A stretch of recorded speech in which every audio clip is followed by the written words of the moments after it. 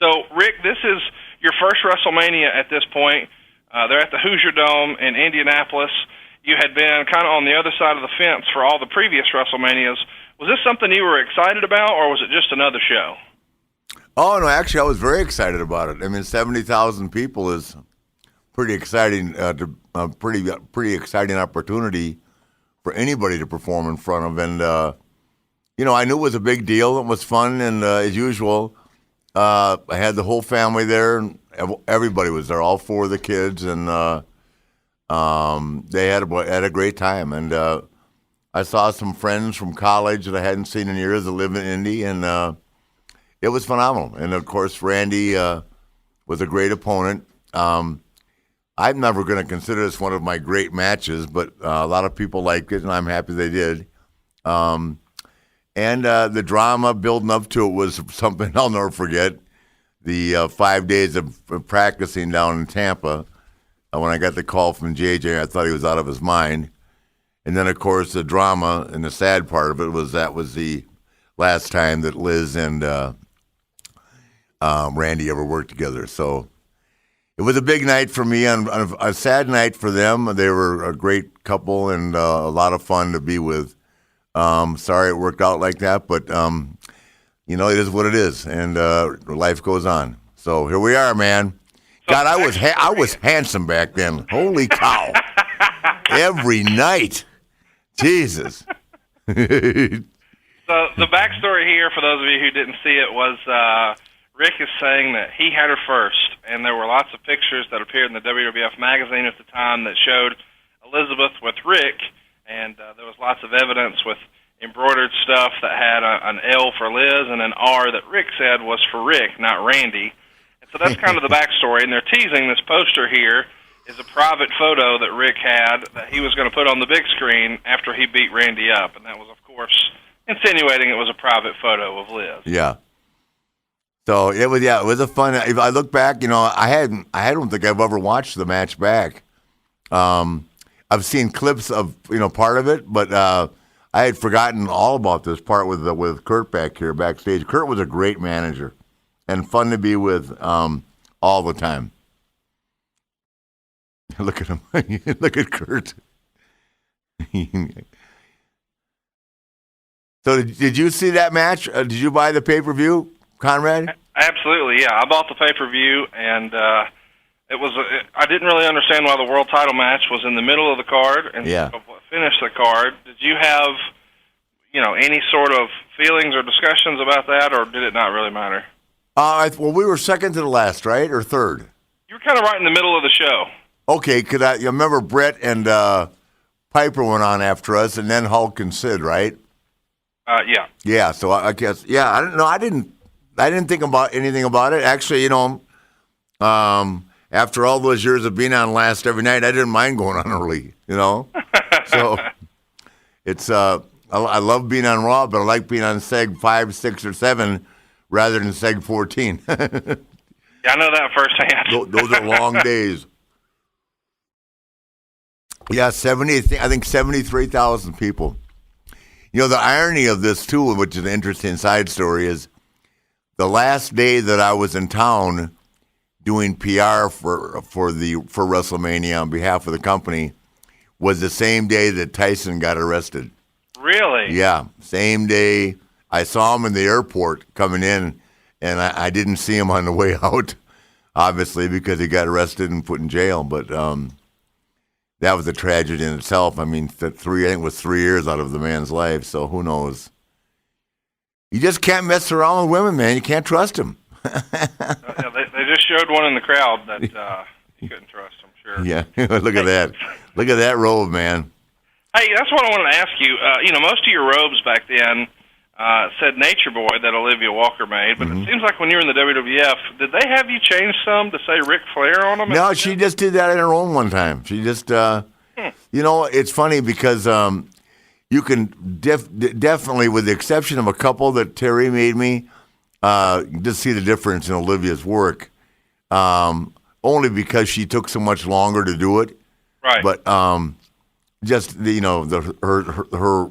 You can look at that robe, the detail of it and all that. I mean, incredible. It would take her 6 months to make one. So So I just kept them rolling. I mean, it's every time you get done with one, start on another one for me. That's how I did it because, at that time, Orndorff started to wear them. He only ended up buying a couple, but Paul and then Greg Valentine was starting to wear them. So every time they added a rhinestone, I added 100 more. Yeah. Yeah, she's thinking about it. So would this have been the first time that your youngest kids would have been to a show? Would this have been the first time that Charlotte attended a show, or no? This would be. Let me think. Well, they were 86 and 88, so they were. She was. Ashley would have been 6 years old, and Reed would have been 4. Yep, probably the first time. Wow. Macho had a good-looking outfit on too. Oh, big time! And he had just, in the more recent years to this, changed from just wearing the short tights to the long pants, and then added the top. Mm-hmm. Did he do that for cosmetic reasons after the steroid stuff, or was this just him trying to be different, do something a little different? I think we just him trying to be different.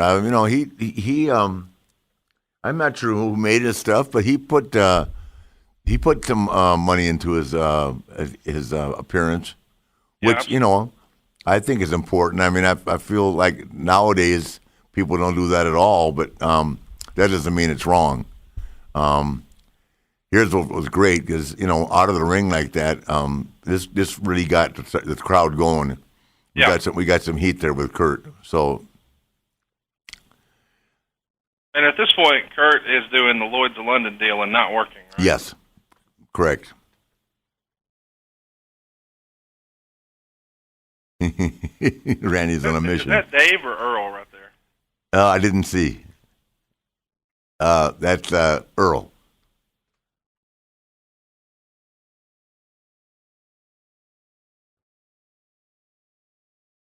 He'd be a great guest for us one day to have. Oh, yes, absolutely.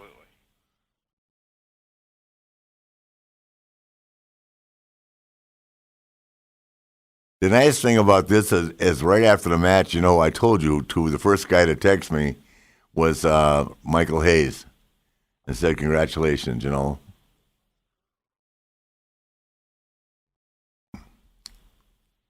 back then it would have been a voicemail. Yeah. So talk to us. We've never really talked about this, but on the show anyway. Talk to us a little bit about what the difference is between the WWF ring at the time versus the WCW ring. I think it's either 4.5 or 5 feet longer. Really? Yeah, it took me forever to get the timing for the flip on the rope. Right. Wow. But once I got it, I was fine. But when I first got there, I missed it a couple of times because I was just, it's like 4 feet difference. And when you're going across the ring as fast as you can, was hard to figure that out. Did the different styles of ropes make a difference, or not really? No, not really. Ropes are ropes. People don't realize that they're hard. Yeah, I just watched last year's WrestleMania back again, and you could see after Sting had kind of been out of the habit of running the ropes. Oh, yeah. It was his under. Yeah. Oh, he had to be bruised up. Yeah.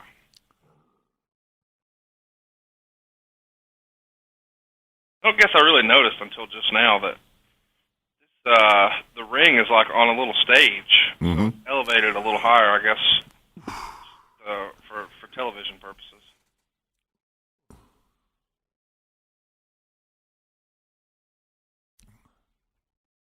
So you talked a little bit about, the pacing of the match and how you and Randy had worked on this. Mm-hmm. Is it something where he had all of this written down, like on a notebook sheet of paper? Yeah, he sure did. Yeah, that was his way of doing it. I mean, the Ultimate Warrior did the same thing. I had to adjust to it. I was used to walking out and hearing the crowd. I mean, I would know walking in the building if we had any heat or not. Does that make sense? Yeah. How hot do you think this was as far as the storyline with the Liz aspect? Well, with him, it was big heat. He didn't like it at all. You know what I mean? When did you and Liz take those photos? Is that something y'all had planned out months and months ahead of time, or was that? Oh, we did them each week. The last ones we did in a bathing suit and out with her was at Bobby Heenan's house. Okay, cool. Yeah. And then we shot some, and I flew home, and I got there, and they called me to go back because Randy decided he didn't like them. So it was a long. I want to tell you it was the most positive experience of my life, but it was, you never want to be involved in someone else's personal problems. You know what I mean? Yeah. And I certainly wasn't, involved with her on any level. But it just was uncomfortable. But, as you see at the end, it was the last time they worked together. So this, I can't get over how handsome I am. I think there's a couple of chicks in the crowd who couldn't get over it either. Oh, man. So I'm curious, you talked about maybe this wasn't the most positive experience. Do you think a lot of that was, did you have any difficulty working with Randy in WCW, or was this just a moment in time because he had so much personal stress? Well, no, I didn't. There was no difficulty working with him here. I'm just saying it could have been a lot more fun. Does that make sense? Yeah. Yeah, I've never complained. Well, working with Randy was a night off. He very easy. No, what I was saying is that I could feel the tension between the two of them. Sure. There was no tension with me. I actually really enjoyed working with Randy. So talk me through kind of your methodology for a standard match. When we had Steamboat on, he kind of talked about how you built the match, and this kind of seems very timely because back then, maybe even more so than now, the heels kind of lead the match, and so you're getting in a lot of offense, getting a lot of heat on him. But do you have like a formula for how you used to put your matches together? Well, it all depended on the individual, But with Randy, we didn't do a lot of wrestling. Does that make sense? Yeah. And the only match I've ever seen him, I guess, where you do a lot of wrestling, if you call false finishes, was the one with the Steamboat that he had. Because Randy was like a brawler, you know what I mean? So I just, treated Randy, like a guy that he wanted to, go toe to toe and, punch and kick and all that. So that's kind of the way I worked with him. We didn't do a lot of wrestling. And you didn't see any headlock takeovers in this match. But it was designed that there should have been enough heat, which there was, that we didn't have to do that. Right. By the way, did you see Charlotte's interview last night? It was fantastic. Unbelievable, huh? I wanted to throw that in before I forgot to mention it. She's really come into her own as a bad guy. Yeah, she's really on fire. So proud of her.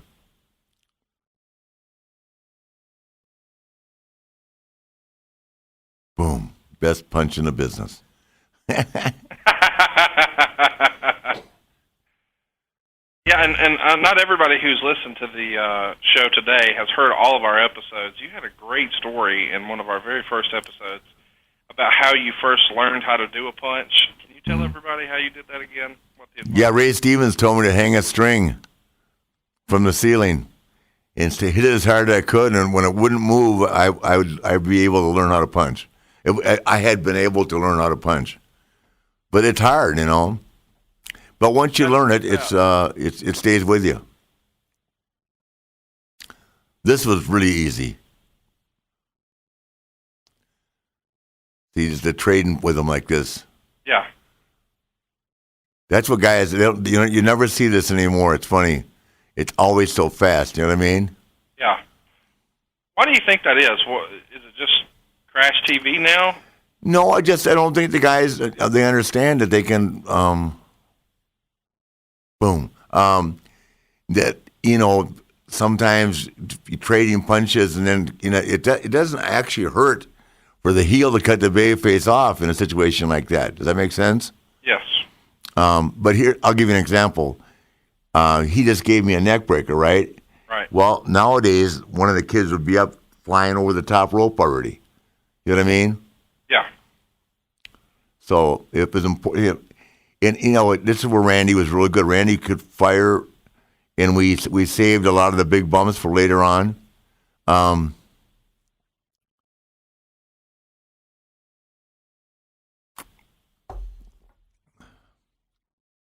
This is something you've never seen before, right? Whoa! Yeah. He said, I can't do it off a second rope. I said, well, I'm not going till you climb up here. It looked a lot better doing that, too, didn't it? Absolutely. Classic Flair backing off. Yep.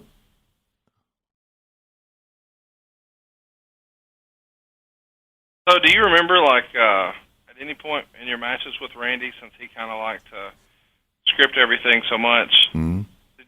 do you remember him ever being very frustrated if you missed a spot? No, he wasn't like that. At this point in time, I think he was probably just thinking about Liz coming out, right?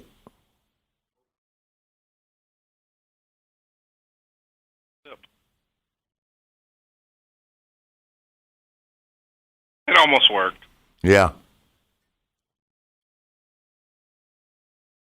I did that yesterday at Center Stage for ESPN. Did you really? No.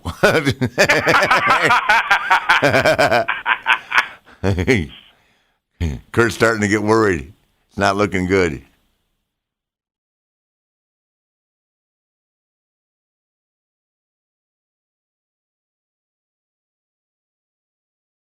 The only time I ever did this, I was copying Randy. He wasn't working on a show that I was at. I broke my ankle. Are you serious? Yeah, because I landed on a TV cable. Uh-oh. I feel like somebody just went to the entertainment aspect. Oh, no. He's been lacerated. Uh-oh. So there's a lot of talk online that at the time Vince had put a mandate down that you guys weren't allowed to bleed. And that's true. And I got in big trouble for this. I just did him a favor because he asked me to. Macho asked you to do it? Macho, yeah. Yeah. And I walked back. I told you the story at the end of the match. And Vince, I thought he was calling me to the room to say, hey, great, good match and all that. But he called me in and said, every time you get this close to being the best, you do something stupid. That's what I got afterwards. Thank you. But at least I made Macho happy, so. Well, it really added to the match, considering what the backstory was. Oh, yeah. Being his wife and, you guys doing more punching and kicking and brawling more so than headlock takeovers, like you said. Yeah. It makes sense that there should be blood for this. Well, that was perfect. Yeah. Yeah, it's funny because I don't remember the crowd now, but obviously they were into it pretty good. Do you think fans were more fun to work in front of back then than they are now? I think it's about the same. I think that the lighting makes a big difference because a lot of fans make a lot of noise, and when it's darker, like at Raw, right? Like it's pretty lit up right here. Does that make sense? Yeah. And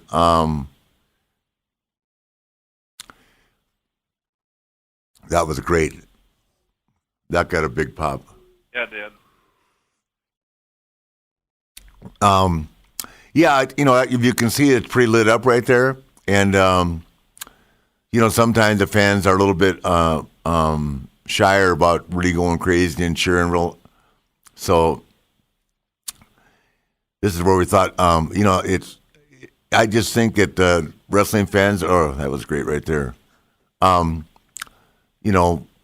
There's always going to be some that are a little bit more shyer about situations. So what was the go-to way of making a foreign object like this? Just tape? Just a metal tape, yep. classic heel stuff, cheating to win. Who would you have still been in touch with from the Crockett days here in '92?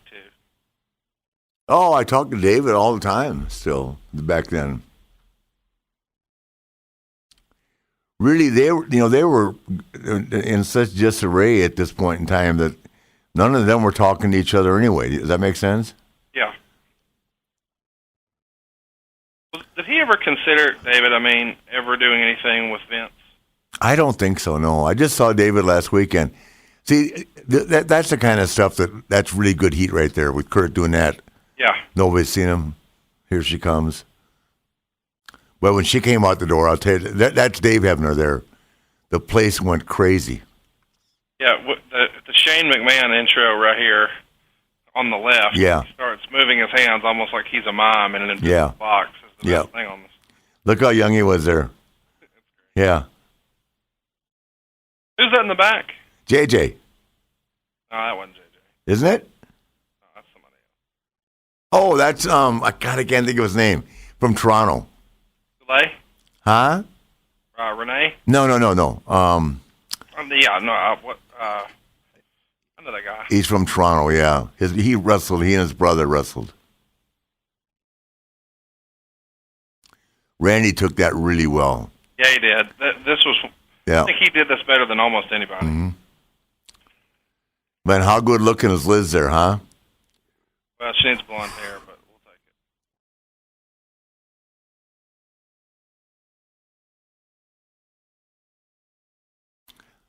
take it. There's Chief Jay Strongbow.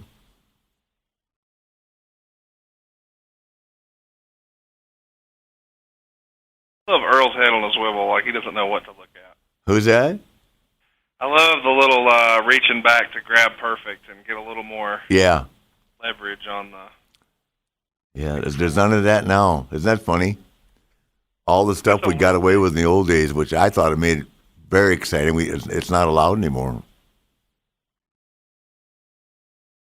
Look at Shane. He was a handsome dude, huh?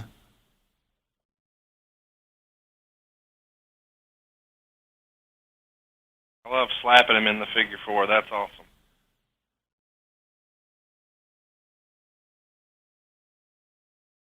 You were doing that 13 years later to Triple H. Yeah. Both of you guys covered in blood, slapping him in the figure four. By the way, what a great picture, the little behind-the-scenes picture of you talking to Triple H when he's got the belt on. Oh, yeah. Wasn't that cool? I love the kick to break it up. That was awesome. This is what I remember most about this match. Randy hopping around on one leg.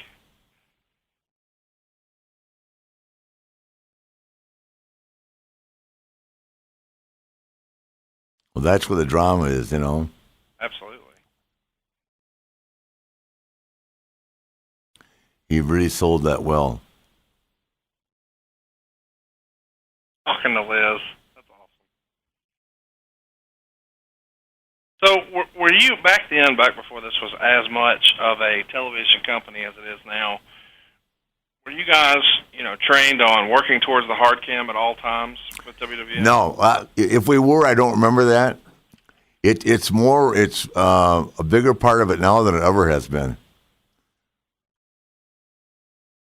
Just noticed that you moved him from one corner to another there, and I was curious, did you do that because Liz was there or because of the camera? But obviously because of Liz. Mm. I think this is the finish here. No, that's it. That was it. Look at that crowd. Yeah, they went crazy. Now the big payoff, there's Liz. The promo beforehand that you did in the back, I know we had the sound down because we were just talking. Yeah. Talked about her moist lips. And I don't know why, but as a kid and as an adult. What did I say? It cracked me up. You said you couldn't wait to kiss her on those moist lips. I don't know why, but it just cracks me up. That's my line to Fifi every day.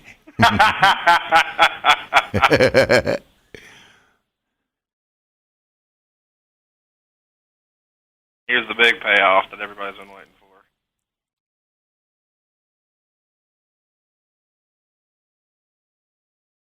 And I just took a bump for her.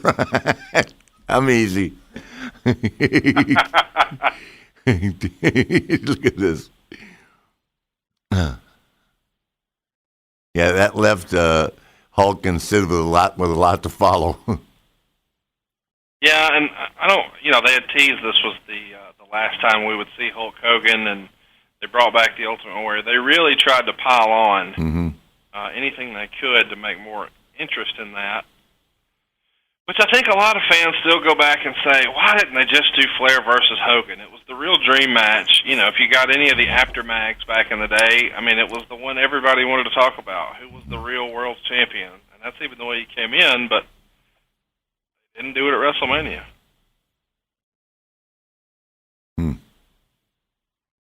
I look back on it. The match is better than I remember it being. Yeah, I thought it was real good. And we had a lot of folks who specifically, of all the matches that we could cover, wanted to talk about this one. Yeah. Well, I'll tell you, Randy left us way too soon. He had just found happiness, just gotten married again, and then to have something like that happen is really sad. What do you think the real beef with him and McMahon at the end was? I have no idea. There are just some questions you don't ask. Yeah. But I thought Randy played this part real well too, where he was just, crazy right now. Yeah, I thought he kept it going. Yeah, I'd forgotten this. Yeah, his promo backstage was good too. I mean, he was all in on this.